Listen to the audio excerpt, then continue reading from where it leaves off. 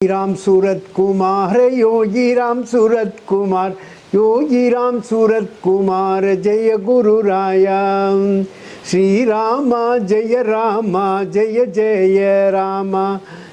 जय रामा जय जय रामा अरुणाचल शिव अरुणाचल शिव अरुणाचल शिव अरुणचड़ा அன்பார்ந்த புண்ணியாத்மாக்களே, இப்போ நாட்டில் நடக்கிற இதெல்லாம் பார்த்து மக்களுக்கு பயங்கரமான வேதனை இருக்குது.